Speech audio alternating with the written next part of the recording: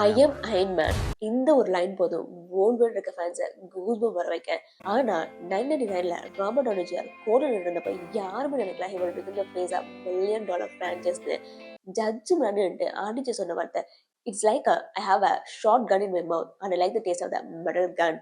டெத்தோட விளிம்பில் இருந்த மனுஷன் எப்படி வேர்ல்டோட பிக்கஸ்ட் சூப்பர் ஸ்டாரா மாறினாரு. Let's dive into the legendary story of RDJ. நம்ம எல்லாருக்குமே ஆர்டிஜேயோட சக்சஸ் ஸ்டோரி தான் தெரியும்.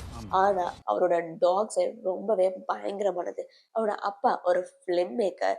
அவரு ராபர்ட்டுக்கு ட்ரக்ஸை இன்ட்ரோடியூஸ் பண்றாரு when he was just 6 years old. அந்த அடிக்ஷன் ஒரு ஸ்டேஜ்ல அவரோட கேரியரையே டெஸ்ட்ராய் பண்ணிடுச்சு. the biggest பார்ட் என்ன தெரியுமா? ஹாலிவுட் ப்ரொடக்ஷன் இவரை கேஸ் பண்றதை ஸ்டாப் பண்றாங்க. இவரை நம்பி காசு போட்டா அது வேஸ்ட்னு நினைக்கிறாங்க. இவர் ஒரு ஃபர்கரன் ஸ்டாராவே மாறுறாரு. பட் 2008ல மார்வல் ஒரு பெரிய ரிஸ்க் எடுக்கிறாங்க.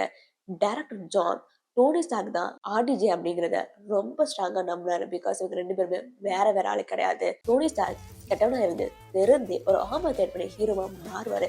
அதே மாதிரி ஆர்டிஜே ட்ரக்ஸ் அடிக்ட் ஆகி அதுல இருந்து வெளில வந்து ஆக்டிங் ஒரு ஆர்வம் மாதிரி கிரியேட் பண்ணி பெரிய கம்பேக் கொடுப்பாரு. I should not alive already it was ஒரு ரீசன். இது டோனி ஸ்டார்க் பேசுறது கிடையாது. ராபர்ட் ஜேஆரோட ரியல் லைஃப் ரியலைசேஷன். அவ்வளோதான். அயன் மேனா முடியாதுன்னு நினைச்சிருந்த ஃபேன்ஸுக்கு 2024ல காமிகான்ல விக்டர் ஒன் ஜூமா வந்தாரு. ஸோ இப்போ எல்லாருமே டாக்டர் டூமுக்கு தான் வெயிட் பண்ணிட்டு இருக்காங்க.